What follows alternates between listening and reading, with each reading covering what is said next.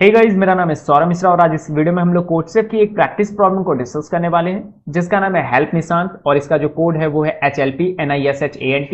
Difficulty level इसकी easy है और इसके लिए जो प्रीरिक्विजिट है वो बाइनरी सर्च है। और यार सबसे इंटरेस्टिंग बात यह है कि ये प्रॉब्लम स्नैक डाउन 2021 के राउंड 1B में पूछी गई है। तो यार अब चलते हैं प्रॉब्लम स्टेटमेंट पे और इसको सॉल्व करते हैं। तो यार ये हमारी प्रॉब्लम स्टेटमेंट। तो ये सिंपल बोल रहा है Nishant does pretty weird stuff today he wants to create a weird sequence according to Nishant a sequence A of length n is called weird.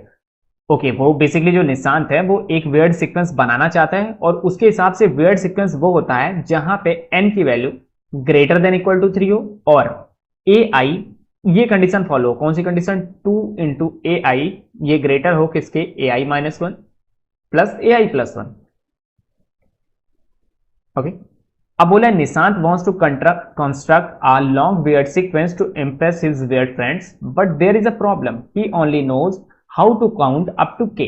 Okay, उसे सिर्फ के नंबर्स तक गिनना आता है, 1 से लेके के तक। सो the sequence can only contain integer in the range 1 से के। तो उस सीक्वेंस में केवल 1 से लेके के तक के एलिमेंट हो सकते हैं। तो यार अभी हम लोग पहुंच चुके हैं हेल्प निशांत के प्रॉब्लम स्टेटमेंट पे। ये सिंपल बोला है Nishant does pretty weird stuff today he wants to create a weird sequence according to Nishant a sequence A of length n is called weird if n greater than equal to 3 and, और ये sequence मेरा follow हो गया यानी 2 into i greater than a i minus 1 plus a i plus 1 for every i belongs to 2, 3, 4 dot dot dot n minus 1। यानी मेरा ये sequence basically follow होना चाहिए। कौन सा sequence? 2 into a i should be greater than a i minus 1 plus a i plus 1। ठीक है, और n की value greater than equal to 3 होना चाहिए। यानी जो मेरा निशांत है उसके हिसाब से एक वियर्ड सीक्वेंस वो होता है जिसमें number of element greater than equal to 3 हो और जो भी एलिमेंट हो, ith एलिमेंट हो, वो ये प्रॉपर्टी फॉलो करे बेसिकली। तो Nishant wants to construct a long weird sequence to impress his weird friend. वो एक बड़ा सा सीक्वेंस बनाना चाहता है but there is a problem, he only knows how to count up to K. But उसे के तक की गिनती आती है। So the sequence can only contain integer in the range 1 से के। सो सीक्वेंस में केवल 1 से के तक के ही एलिमेंट हो सकते हैं। Now help Nissan determine the length of the longest weird sequence he can construct using only integer from 1 to k।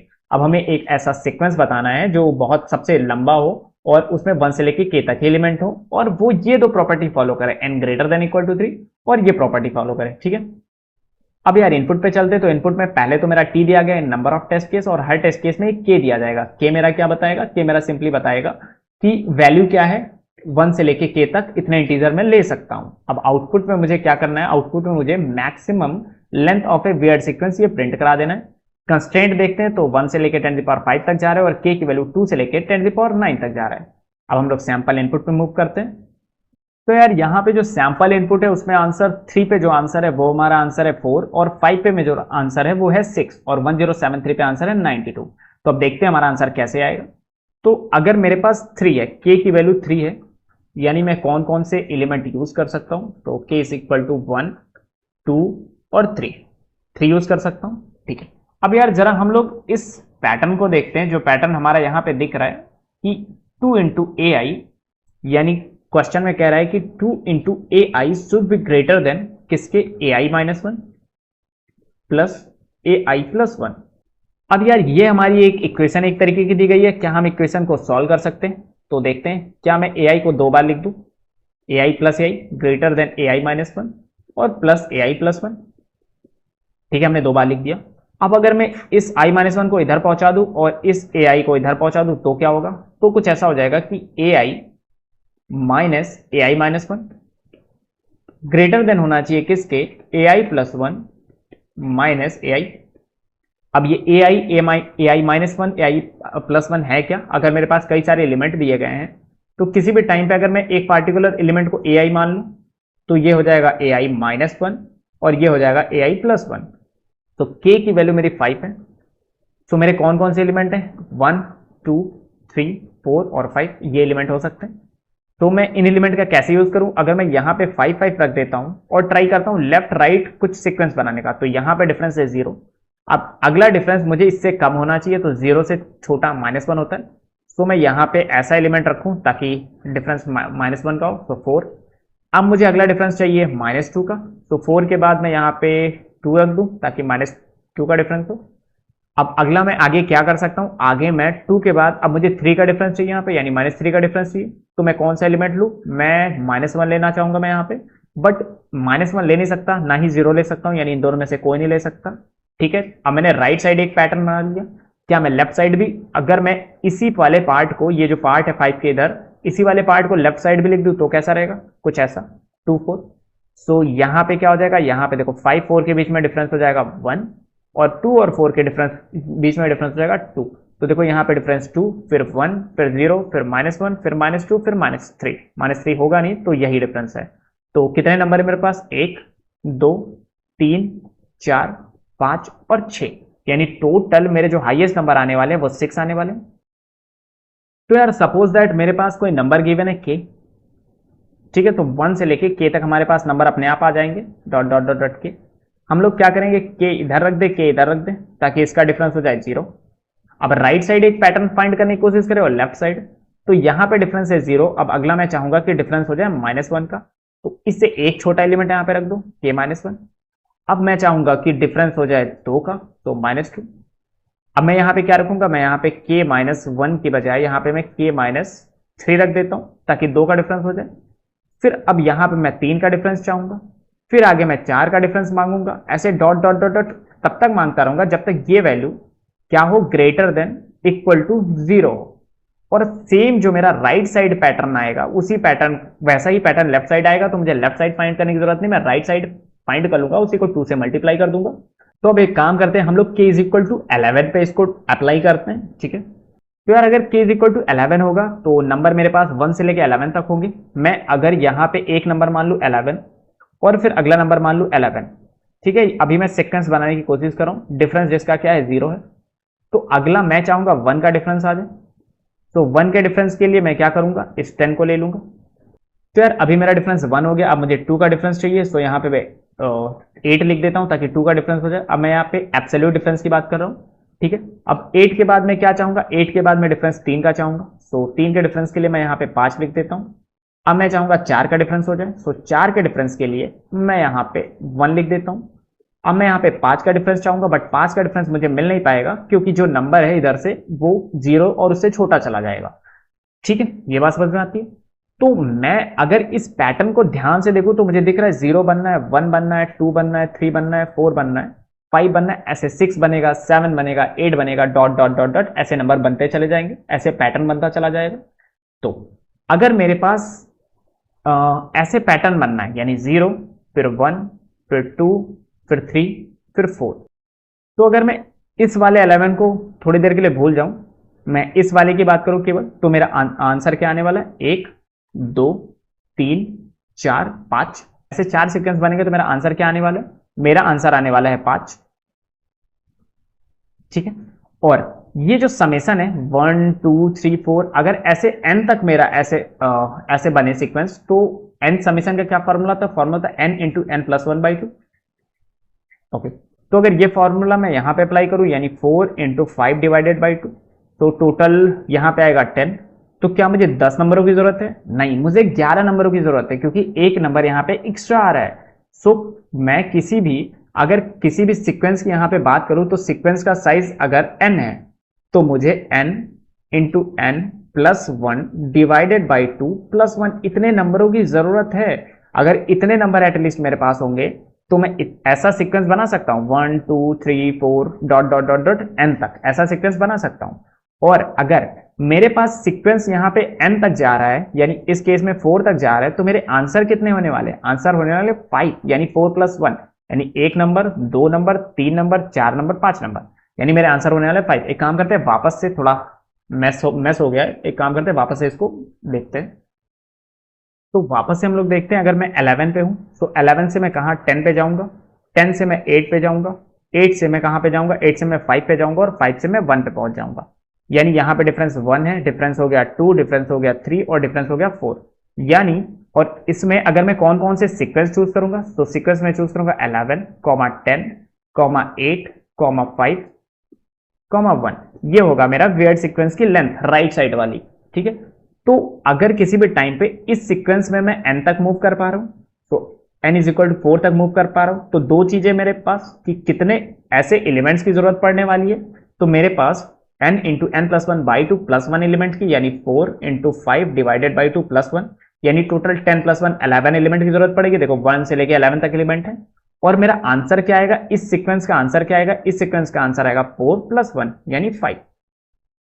Okay, अब देखो यार, क्या मैं ये अगर मैं एक बड़ा सा k नंबर दे दूं k is equal to suppose that 1072, ऐसा कोई नंबर दे दूं, ठीक है, यानी 1 से लेके 1072 तक मेरे पास नंबर हैं, तो ये जो सीक्वेंस बनेगा 1 2 3 4 ये कहां तक बनेगा। तो हो सकता है ये सीक्वेंस 1 से लेके चलता चलता चलता चलता 95 तक जाए, हो सकता है ये सीक्वेंस 90 तक जाए, हो सकता है ये सीक्वेंस 80 तक जाए, मुझे नहीं पता।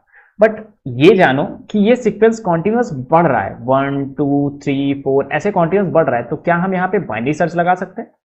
ओके, अब बाइनरी सर्च कैसे लगाएंगे? अगर मैं रैंडमली मान लूं कि मेरे पास n सीक्वेंस है, तो मुझे नंबर ऑफ एलिमेंट कितनी जरूरत पड़ने वाली, मुझे नंबर ऑफ एलिमेंट जो जरूरत पड़ने वाली वो है n into N plus one by two plus one.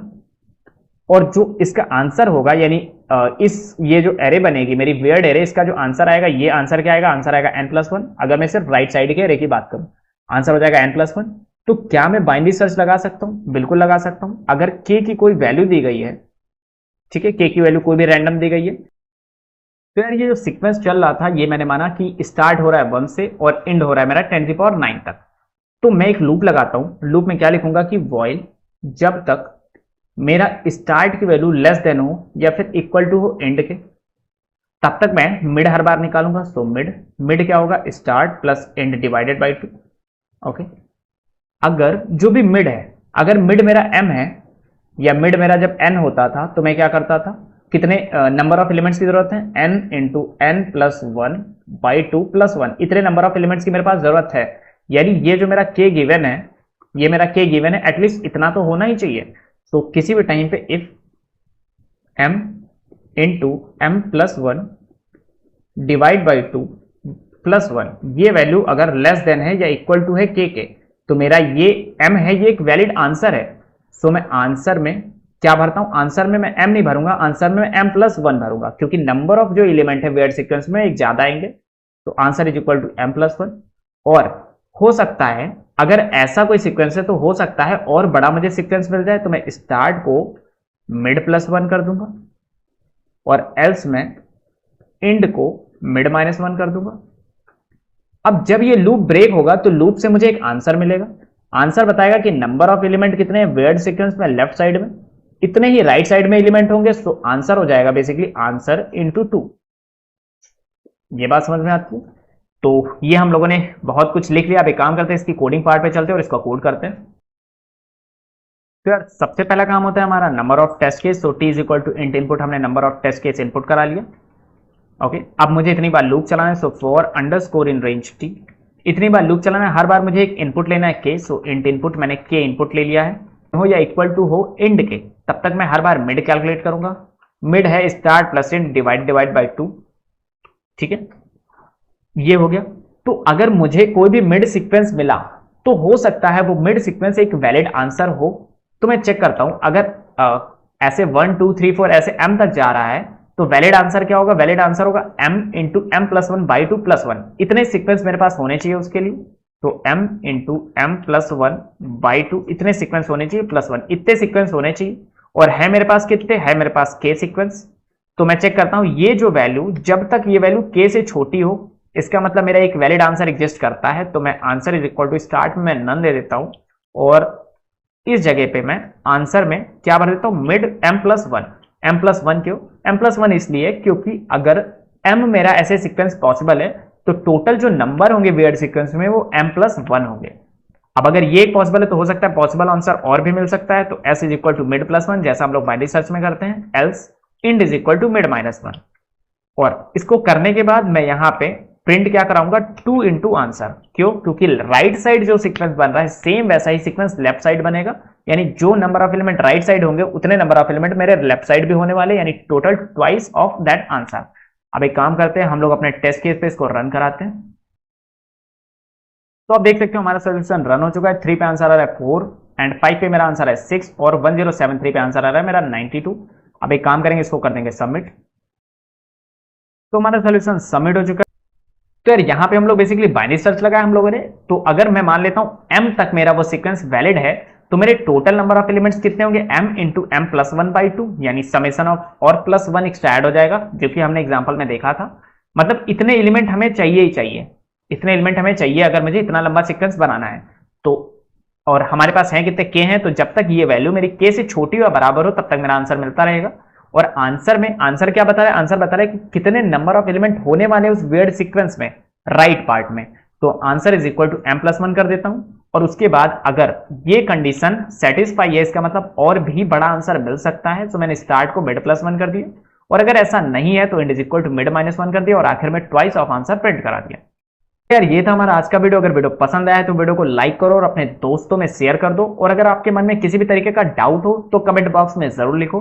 और सबसे इंपॉर्टेंट बात, अगर अभी तक आपने हमारे यूट्यूब चैनल को सब्सक्राइब नहीं किया ना, तो यार जल्दी से सब्सक्राइब करो यार, क्योंकि यहाँ पे हर हफ्ते आपको डेटा स्ट्रक्चर एंड एल्गोरिथम और कॉम्पिटिटिव प्रोग्रामिंग के ऊपर बहुत सारे वीडियोस मिलने वाला है। और मैं मिलूंगा आपको अगले वीडियो में, तब तक के लिए कीप कोडिंग।